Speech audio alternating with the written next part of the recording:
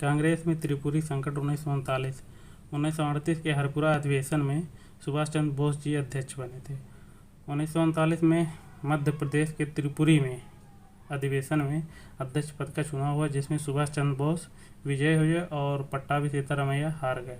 पट्टाभी सीतारामैया को गांधी जी ने लड़ाया था और गांधी जी ने कहा भी था कि यह मेरी व्यक्तिगत हार है। बोस जी ने गांधी जी से कांग्रेस कार्यकारिणी सदस्यों को लेकर सुझाव मांगा, जबकि गांधी जी ने इस बात से तुरंत मना कर दिया। अंत में बोस जी ने अध्यक्ष पद से इस्तीफा दे दिया और 1939 में फॉरवर्ड ब्लॉक नामक एक नया संगठन बनाया। त्रिपुरी अधिवेशन की अध्यक्षता किसने किया था? तो डॉक्टर राजेंद्र प्रसाद ने किया था, क्योंकि सुभाष बोस बाबू पद से इस्तीफा दे दिए थे, जबकि पट्टाभी सीतारामैया हार गए थे, तो डॉक्टर राजेंद्र प्रसाद ने इसकी अध्यक्षता की थी। और इसी समय सेकेंड वर्ल्ड वार भी चालू हो गया है। 1939 से 1945 तक इंग्लैंड मित्र राष्ट्र था, जर्मनी धुरी राष्ट्र था। अगस्त प्रस्ताव 1940 द्वितीय विश्व युद्ध में भारतीयों का समर्थन हासिल करने के लिए अगस्त प्रस्ताव आया था। 8 अगस्त 1940 में लॉर्ड लिनलिथगो ने प्रस्ताव पेश किया था। विश्व युद्ध के बाद भारतीयों का संविधान बनेगा और एक युद्ध सलाहकार परिषद का गठन किया जाएगा। वारसराय की परिषद में भारतीयों की संख्या अधिक हो गई, जिसमें मुस्लिम लीग ने इसका अस्वीकार कर दिया और कांग्रेसों ने भी इसको अस्वीकार कर दिया। लीग का लाहौर अधिवेशन व पाक की मांग 1930 में लीग के इलाहाबाद अधिवेशन में पहली बार मोहम्मद इकबाल ने द्विराष्ट्र सिद्धांत दिया था। 1933-35 के दौरान कैम्ब्रिज में पढ़ने वाले ढाका के छात्र रहमत अली ने पहली बार पाकिस्तान शब्द गढ़ा था।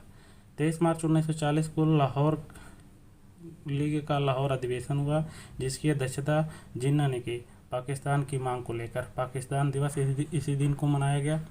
पाकिस्तान का पूरा अर्थ होता है पी से पंजाब, ए से अफगानिस्तान, के से कश्मीर, एस से सिंध प्रांत और TAN से तान से बलूचिस्तान। 1945 तक द्वितीय विश्व युद्ध चला, जिसमें अंग्रेजों ने भारतीयों का समर्थन मांगा। भारत में अंग्रेजों पर नए नए प्रस्ताव भेजे। भारत में अंग्रेजों ने 1940 में अगस्त प्रस्ताव भेजा, जो कि असफल रहा। 1942 में क्रिप्स मिशन भेजा, जो कि वो भी एक असफल था। क्रिप्स मिशन जान लेते हैं। विंस्टन चर्चिल द्वारा, जो इंग्लैंड के प्रधानमंत्री था, 11 मार्च 1942 को क्रिप्स मिशन की घोषणा की गई थी। 23 मार्च 1942 को क्रिप्स मिशन भारत आया था। 30 मार्च 1942 को क्रिप्स मिशन पेश किया गया था। यह एक सदस्यीय मिशन था। स्टेफोर्ड क्रिप्स इसके सदस्य थे और यह एक असफल मिशन था।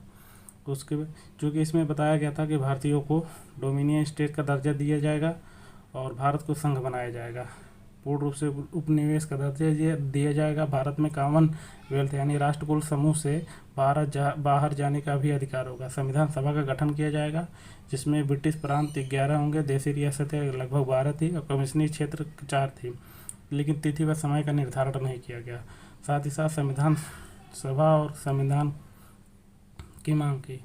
पाकिस्तान जो प्रांत देशी रियासतें या इस संविधान को नहीं स्वीकार करेगी, उन्हें अपना अलग संविधान बनाने का अधिकार होगा तथा वे संघ से बाहर भी हो सकते हैं। यह था क्रिप्स मिशन। कांग्रेस ने क्रिप्स मिशन अस्वीकार कर दिया और मुस्लिम लीग ने भी इसको अस्वीकार कर दिया। कांग्रेस के अस्वीकार करने का कारण था डोमिनियन स्टेट, संविधान सभा की तिथि निश्चित नहीं थे और बंटवारे के लक्षण को। और लीग ने इसलिए अस्वीकार किया क्योंकि इसमें धर्म के आधार पर नए देश के निर्माण की बात नहीं की गई थी। अतः गांधी जी इसको पोस्ट डेटेड चेक यानी टूटते हुए बैंक का चेक भी कहा था। व्यक्तिगत सत्याग्रह 1940 में भारत छोड़ो आंदोलन 1942 के पहले जनता का रूप समझने के लिए गांधी जी ने व्यक्तिगत सत्याग्रह आंदोलन 1940 किया था। इस आंदोलन द्वारा यह प्रदर्शित किया गया कि द्वितीय विश्व युद्ध में कांग्रेस भारत अंग्रेजों के साथ नहीं है। 17 अक्टूबर 1940 में पहले सत्याग्रही जो विनोबा भावे थे और दूसरे सत्याग्रही नेहरू थे। 2500 सत्याग्रहियों को जेल लेकर दिल्ली चलो आंदोलन किया, जिसमें 8 अगस्त को भारत छोड़ो आंदोलन के निर्णायक था। अगस्त क्रांति थे, गांधी जी का अंतिम आंदोलन था। यह सबसे तीव्रतर आंदोलन था और यह सेकेंड वर्ल्ड वार की महत्वपूर्ण भूमिका में थी। ठीक है। अंग्रेजों द्वारा सेकेंड वर्ल्ड वार में भारतीय संसाधन का प्रयोग किया गया, जिससे किसान नाराज हो गए। दूसरा, सेकेंड वर्ल्ड वार में भारतीय सैनिकों का प्रयोग किए, जिससे कई भारतीय सैनिक मारे गए, जिससे भारतीय परिवार भी नाराज हो गए। क्रिप्स मिशन की असफलता। क्रिप्स मिशन जो है कांग्रेस ने भी अस्वीकार किया था और लीग ने भी अस्वीकार किया था। अब कारण जान लेते हैं। महंगाई और सैनिकों में रंग भेद व नस्ल भेद कर रहे थे अंग्रेज, जिससे जनता में आक्रोश पैदा हो गया था। अटलांटिक चार्टर, जिसमें चर्चिल और रूजवेल्ट अटलांटिक सागर पर एक नाव में बैठकर यह समझौता किए कि विश्व में लोकतंत्र व साम्राज्यवाद का अंत किया जाएगा। लेकिन यह भारत के लिए नहीं था। अटलांटिक चार्टर भारत के लिए नहीं लागू था, जबकि गांधी जी ने समझा कि यह परिवर्तन आने वाला है, देश आज़ाद होने वाला है। भारत की जनता व दल नए आंदोलन को तैयार कर रहे थे। 28 दिसंबर 1985 को भारतीय राष्ट्रीय कांग्रेस के नागपुर में अधिवेशन में संविधान में परिवर्तन किया गया और इस पहले भारतीय राष्ट्रीय कांग्रेस की जो अध्यक्षता होती थी वो 28, 29, 30, 31 दिसंबर को ही होती थी, लेकिन इसमें परिवर्तन कर दिया गया और इसमें अब दो संगठन बनाए गए। एक है कांग्रेस वर्किंग कमेटी संगठन जिसमें 15 सदस्य होते थे, और एक ऑल इंडिया कांग्रेस कमेटी जिसमें 300 लोगों की संख्या होती थी, और ये एक दूसरे से प्रस्ताव पेश करके भेजते थे। 27 अप्रैल 1942 को इलाहाबाद में कांग्रेस वर्किंग कमेटी की बैठक हुई, जिसकी अध्यक्षता डॉक्टर राजेंद्र प्रसाद ने की। आंदोलन का प्रस्ताव प्रस्तुत किया। नेहरू और मौलाना आज़ाद ने इसका विरोध किया। लुई फिशर ने इस बात की सूचना महात्मा गांधी को बताया। महात्मा गांधी इस बात से भड़क गया और उन्होंने कहा कि मैं देश की बालू से कांग्रेस से बड़ा आंदोलन खड़ा कर दूंगा। इस प्रकार कांग्रेस आंदोलन के लिए तैयार हो गई। 1939 से 1945 में द्वितीय विश्व युद्ध चल रहा था। 1945 से 1947 में इसका परिणाम हुआ है। बेबल योजना एवं शिमला सम्मेलन 1945। अक्टूबर 1943 में लिथुआनिया के स्थान पर बेबल को भारत का वायसराय बनाया गया और यह तनावपूर्ण स्थिति थी, जिसका विभाजन 14 जून 1945 को बेबल योजना के तहत शिमला में सम्मेलन हुआ, जिसमें वायसराय की कार्यकारिणी परिषद के सभी सदस्य भारतीय होंगे, ठीक है, और वायसराय कमांडर इन चीफ 2 अंग्रेज होंगे। परिषद जो है वैकल्पिक व्यवस्था है जब तक भारत में संविधान को लेकर आम सहमति नहीं बन जाती। शिमला सम्मेलन में क्या हुआ कि बेबल योजना पर चर्चा करने के लिए शिमला में बहुदलीय सम्मेलन बुलाया गया है 25 जून 1945 को। इसमें विभिन्न दलों के 21 लोगों ने भाग लिया था। कांग्रेस से मौलाना आज़ाद, लीग से जिन्ना, मुस्लिम लीग से जिन्ना, और शिमला में होते हुए गांधी जी भी वहाँ पे नहीं गए। विवाद। लीग का कहना था कि परिषद के सभी मुस्लिम सदस्य लीग से भेजे जाएंगे, जो कि कांग्रेस से अस्वीकार है। यह इस प्रकार यह शिमला सम्मेलन असफल रहा। और अक्टूबर 1945 में सेकंड वर्ल्ड वॉर के बाद इंग्लैंड में चुनाव हुए और नए लेबर पार्टी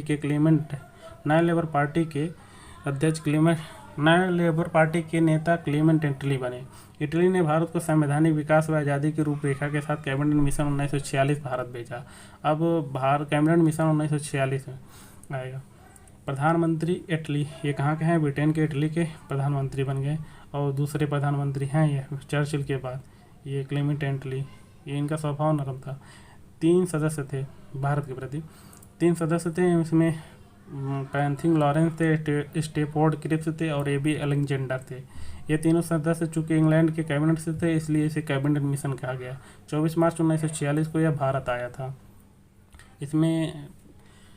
इसमें कुछ प्रावधान थे, जैसे पृथक राष्ट्र पाकिस्तान की मांग को अस्वीकार करें और भारत को संघ यानी प्रांत व कमिश्नरी क्षेत्र और रियासतों बनाए जाएंगे। इसमें राज्यों, कमिश्नरी क्षेत्र या रियासतों को संघ में शामिल न होने का अधिकार है। भारत में 389 सदस्यों वाली संविधान बनेगी, यानी 11 प्रांत से 292 सदस्य होंगे, जबकि 4 कमिश्नरी क्षेत्र से 4 सदस्य होंगे। 562 रियासत से 13 सदस्य होंगे। कुल मिला के 389 संविधान सदस्य होंगे और भारत में एक अंतरिम सरकार बनेगी। अब 1939 से 1945 के बीच में थोड़ा युद्ध के बारे में जान लेते हैं। जर्मनी, जापान, तुर्की ये अधूरी राष्ट्र थे, जबकि इंग्लैंड, चीन, रूस ये मित्र राष्ट्र थे। मित्र राष्ट्र विजयी हो गए और अधूरी राष्ट्र पराजित हो गए। इसका कारण था अमेरिका, क्योंकि अमेरिका का जो एक जहाज था पर्ल हार्बर, जापान ने डुबो दिया था और अमेरिका ने इसी के विरोध में जापान पर परमाणु बम गिराया था, हिरोशिमा और नागासाकी में। तो इस प्रकार अमेरिका एक महाशक्ति राष्ट्र के रूप में उभरा भी था और इंग्लैंड, चीन, रूस और ये अमेरिका जीत भी गए थे। जर्मनी, जापान, तुर्की सब हार गए थे। 1940 में अगस्त प्रस्ताव आया था, 1942 में क्रिप्स मिशन आया था और इसी के बाद संविधान सभा के निर्माण की अब गठन होगा। कैबिनेट मिशन 1946, यह अंतरिम सरकार की 2 सितंबर 1946 को बनी। इटली की घोषणा थी कि 20 फरवरी 1947 को भारत को आज़ाद कर दिया, मतलब घोषणा थी कि भारत को अब आज़ाद कर दिया जाएगा भारत के संविधान बनने के तक। माउंटबेटन योजना जो 3 जून को आया था। भारतीय स्वतंत्रता अधिनियम 1947 का रियासतों का एकीकरण भी इसी में किया गया था। अंतरिम सरकार का गठन, अंतरिम सरकार के गठन की बात कैबिनेट मिशन 1946 में कही गई थी। अगस्त 1946 में बेबल ने जवाहरलाल नेहरू को अंतरिम सरकार बनाने के लिए आमंत्रित किया। 2 सितंबर 1946 को नेहरू जी ने 12 सदस्यीय मंत्रिमंडल के साथ अंतरिम सरकार बनाई, जिसमें 9 हिंदू और 3 मुस्लिम थे। यह मुस्लिम लीग के सदस्य नहीं थे। बाद में 5 सदस्यों के साथ मुस्लिम लीग ने अंतिम सरकार में शामिल हुआ और गतिरोध पैदा करने के लिए, चूँकि गतिरोध पैदा कर दिया विरोध के रूप में, चूँकि पाकिस्तान की मांग अलग कर रहे थे। इटली की घोषणा, ब्रिटिश प्रधानमंत्री सर क्लीमेंट इटली द्वारा 20 फरवरी 1947 को हाउस ऑफ कॉमन्स में घोषणा किया कि जून 1948 तक भारत को आज़ाद कर दिया जाएगा। बेबल के स्थान पर माउंटबेटन को वायसराय बनाकर भेजा जाएगा, और जो माउंटबेटन थे नेहरू के मित्र भी थे और जिन्ना के भी मित्र थे। और माउंटबेटन योजना 3 जून को आती है। 22 मार्च 1947 को माउंटबेटन भारत के वायसराय बने। माउंटबेटन ने 2 माह तक गांधी, नेहरू, जिन्ना व अन्य लोगों से बातचीत की और अंततः यह निर्णय लिया गया कि भारत का विभाजन हो जाएगा, क्योंकि यही एकमात्र विकल्प है। 3 जून 1947 को रिपोर्ट दी गई कि 2 अलग अलग राष्ट्र बनाए जाएंगे, भारत एक पाकिस्तान। 2 अलग अलग संविधान बनेगा, एक भारत का संविधान बनेगा, एक पाकिस्तान का संविधान, और सीमा आयोग का गठन किया जाएगा। भारत स्वतंत्रता अधिनियम 1947, ब्रिटिश संसद में 18 जुलाई 1947 को यह अधिनियम पास हुआ कि 15 अगस्त 1947 को भारत व पाकिस्तान नाम के 2 राष्ट्र बनेंगे। दोनों राष्ट्र संविधान बनने तक डोमिनियन होंगे और इनके गवर्नर जनरल की नियुक्ति इंग्लैंड के सम्राट करेंगे। संविधान बनने तक 1935 के एक्ट से शासन होगा। रियासतों को स्वतंत्रता थी, यानी भारत में वो शामिल हो सकते हैं, पाकिस्तान में भी शामिल हो सकते हैं या स्वतंत्र रह सकते हैं। इस प्रकार 14 अगस्त 1947 को पाकिस्तान स्वतंत्र हुआ और उसके एक दिन बाद 15 अगस्त 1947 की मध्यरात्रि को भारत राष्ट्र स्वतंत्र हुआ और स्वतंत्र आज़ाद हुआ भारत देश अपना। और उस समय गवर्नर जनरल लॉर्ड माउंटबेटन थे। रियासतों का एकीकरण कर दिया गया। रियासतों के एकीकरण करने में महत्वपूर्ण भूमिका पटेल ने निभाई थी, इसलिए भारत का विस्मार पटेल को कहा जाता है, सरदार वल्लभ भाई पटेल को। कश्मीर को विलय पत्र के आधार पर भारत में मिला लिया गया था। हैदराबाद को पुलिस कार्रवाई, जिसको पोलो या कैटरपिलर भी कहा जाता है, के आधार पर मिलाया गया था भारत में। और जूनागढ़ जो है जनमत संग्रह के आधार पर भारत में मिला था। इस प्रकार भारत आज़ाद होता है और भारतीय राष्ट्रीय आंदोलन का यह पूरा दौर ख़त्म होता है। और इसमें हम लोगों ने अच्छी तरीके से पढ़ा है। Please do like, share and subscribe.